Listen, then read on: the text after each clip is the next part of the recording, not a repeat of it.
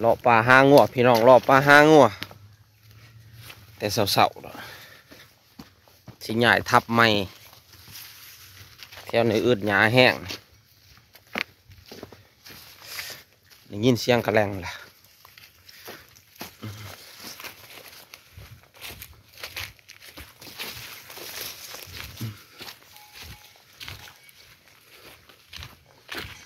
เจอแล้ว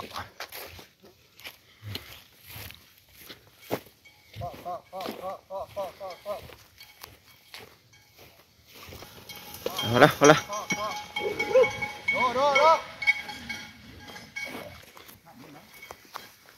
จื้อขาวพง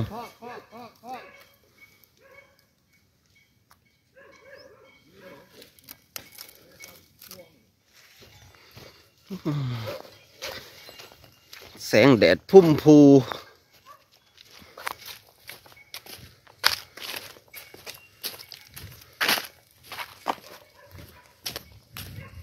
เอี่ยวไปทางนั้นขึ้นมันจะได้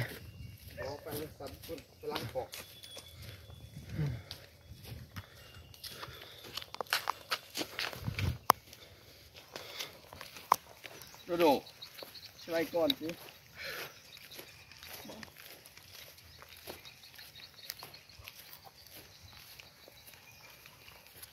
เหนื่อย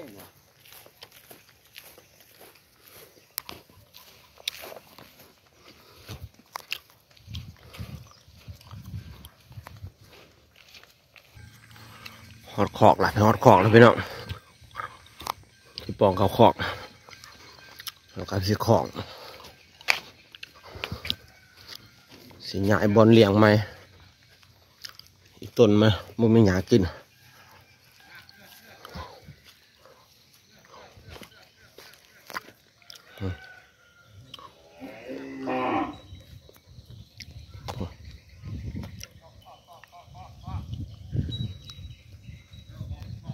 ไม่ที่ชื่อไม่ไงนะ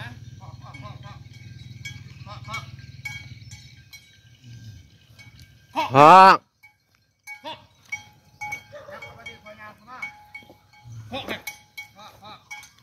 ฮะ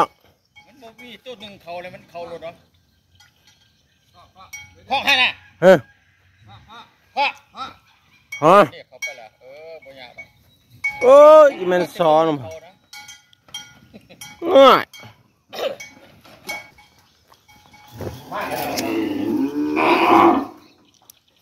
มันก็คือเลือกเอง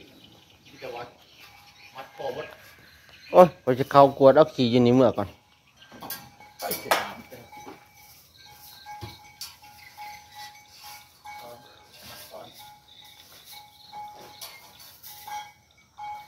นี่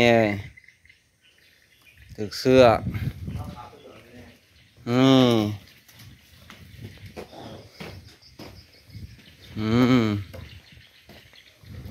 สิยายขอก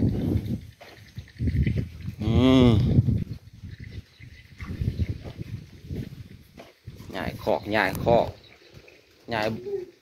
แก้วไม้บอลกินหญ้าไม้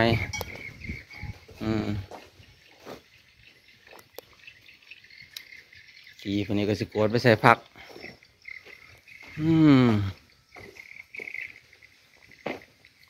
เป็นไดสบายดี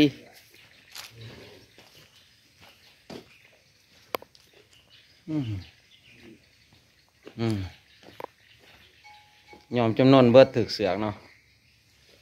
ต้นบ่ถึกเสือกเก่งเลยขี่เบะฮะ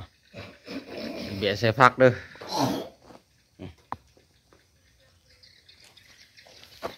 โอ้ยถึกเสือกลุงโหจิเมะ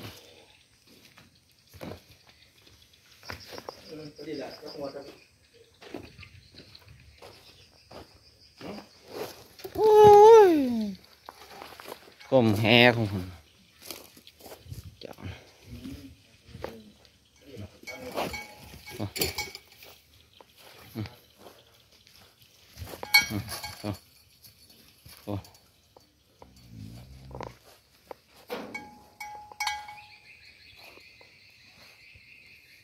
เกี่ยมยกพุง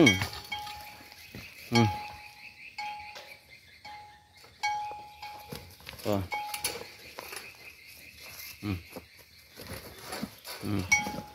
โอ้โอ้นางออดโอสุพี่กูมู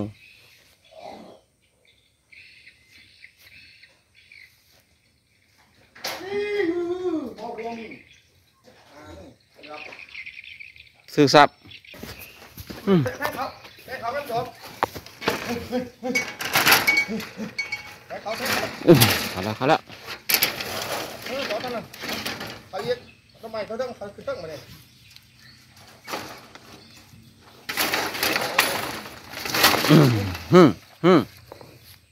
ไว้ให้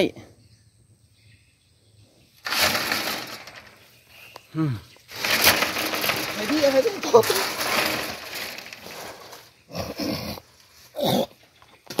เล่นมาข้อเดี๋ยวบ่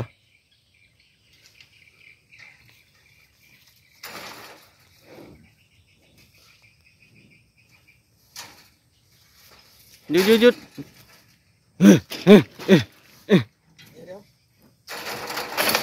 ดึง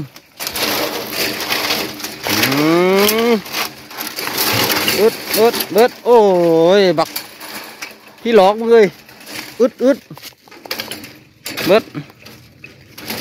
โตเก่งแท้เจ้านี่เนาะ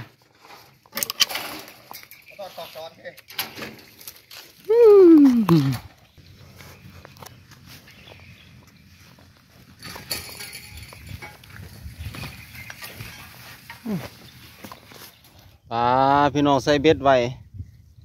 ป่าแก่ขั้นเบ็ดไปกลางว่างผลตาคักจะได้เช่าได้นี่พุ่นขั้นเบ็ดอยู่กลางนองผลโอ้ใช่ขั้นนี่บุทึกจะได้เช่าได้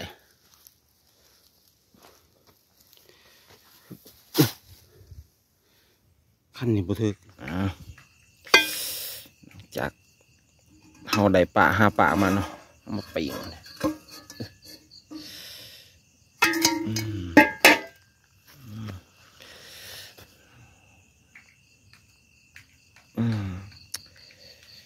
ว้าว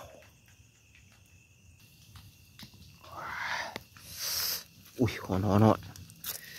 อุ้ยจีบเบิด